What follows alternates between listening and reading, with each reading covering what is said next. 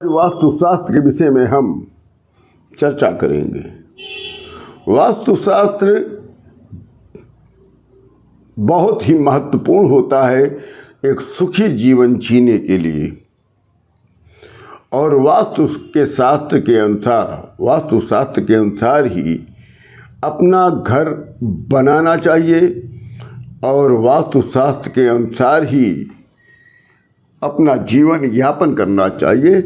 और जो वास्तुशास्त्र के अनुसार अपना जीवन यापन करता है उसे कभी भी ज्योतिषी के पास या किसी डॉक्टर या वैद्य के पास नहीं जाना पड़ता। ये 110% मैं आपसे वादा करता हूँ। और यदि आपने वास्तुशास्त्र के अनुसार अपना मकान, अपनी फैक्ट्री, अपना दुकान बना लिया तो कोई बहुत बड़ी बात नहीं महाराज, आप इस जीवन में सफलता के खंभे को गाड़ देंगे। आइए अब हम आपको इस क्रम में एक चीज़ और बताते हैं कि जब हम लोगों के भवन, चाहे वो अपना रिहायशी घर हो चाहे आपका कॉमर्शियल हो, दोनों ये सब में बात लागू होती है। वैसे तो सबसे सुंदर कोई भी भवन तैयार होता है वो आयताकार अच्छा माना जाता है और उसके बाद वर्गाकार। यदि आपका भूखंड की दिशाएं कहीं बढ़ रही हैं, कहीं घट रही हैं, तो ये बहुत ही हानिकारक, नुकसानदायक और अशुभ होता है। आइए मैं इसी के विषय में बात करूंगा कि कौन सी दिशा बढ़ जाने से हमको कौन सा शुभ फल की प्राप्ति होती है। यदि हमारा पूर्व दिशा बढ़ गया है तो हमारा सबसे बैर होगा, सबसे दुश्मनी होगी। यदि हमारा दक्षिण दिशा बढ़ गया है तो निसंदेह मृत्यु जो समय से पहले प्राप्त हो जाएगी। तीसरा जो है पश्चिम दिशा बढ़ गया है तो पश्चिम दिशा बढ़ने से धन का नाश अवश्य होता है। यदि उत्तर दिशा बढ़ गया है तो संताप की प्राप्ति होती, संताप होने लगता है जीवन में। और आग्नेय कोण बढ़ गया है तो अग्नि का भय, और नैऋत्य कोण बढ़ गया है तो उस घर के रहने वाले शिशुओं का विनाश होता है, बच्चों का विनाश होता है। और वायव्य कोण बढ़ जाता है तो वात व्याधि का प्रकोप उस घर में बना रहता है। और आठवां ईशान कोण अगर यदि बढ़ गया तो खाद्यान्न का नाश होता है, अनाज का नाश होता है।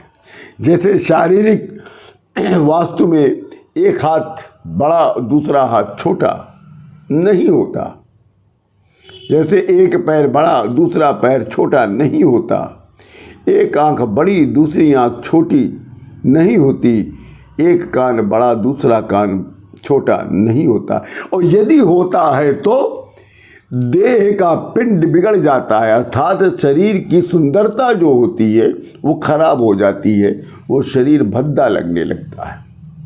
ऐसे ही घर का एक कोना बड़ा हो जाए या छोटा हो जाए तो भी भद्दा हो जाता है, वो फल के रूप में उसके रिजल्ट खराब हो जाते हैं, देखने में भी अच्छा नहीं लगता है। जैसे देह के अंगों में समरूपता होती है वैसे वास्तु के प्रत्येक अंग में समरूपता होना आवश्यक है। इससे शुभ और सुंदरता की प्रतीक होता है। वास्तु पिंड के भीतर आवश्यक होने पर शुभ के लिए विस्तार और संकोच करना चाहिए। जैसे शरीर के भीतर किसी भाग के खराब हो जाने पर उसे शल्य क्रिया द्वारा अर्थात ऑपरेशन से ठीक करवाकर स्थानांतरित कराकर उसे ठीक किया जाता है, वैसे वास्तु पिंड के अंदर किसी प्रकोष्ठ के दूषित होने पर उसे सुधारना या फिर से तोड़कर निर्मित करना उचित होता है।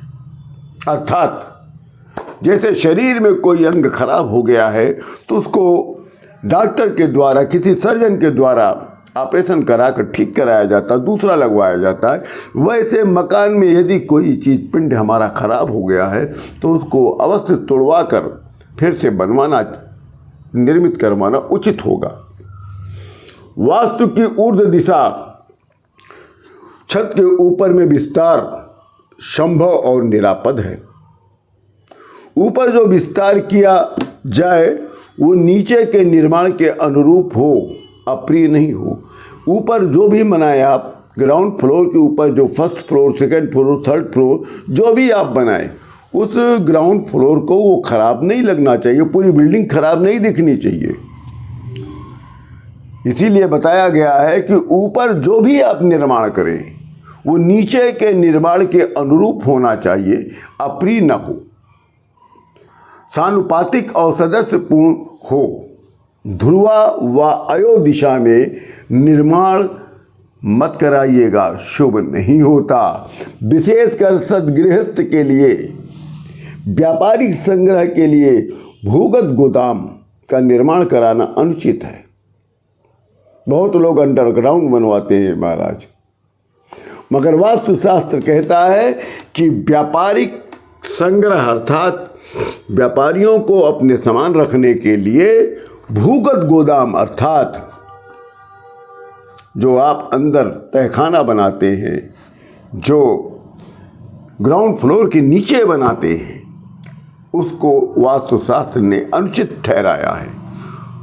भूमि या स्थान का अधिकाधिक उपयोग करना आवश्यक होता है, किंतु ये ध्यान में रखकर उपयोग करिए कहीं वास्तु तो दूषित नहीं हो रहा है। तो बहुत से क्या लोग होते हैं ना, हमारा ज़मीन है, हम अधिक से अधिक निर्माण कराएं, ये अच्छी बात है, परंतु वास्तु के अनुसार कराएं, ऐसा तो नहीं। वास्तु के अनुसार वो आपका पूरा उपयोग जो कर रहे हैं ज़मीन का, कहीं गलत तो नहीं कर रहे हैं, नहीं तो आपकी बिल्डिंग की शोभा समाप्त हो जाएगी और आपके जीवन की जो सुख शांति है, उसको शोभा कहते हैं, वो समाप्त हो जाएगी।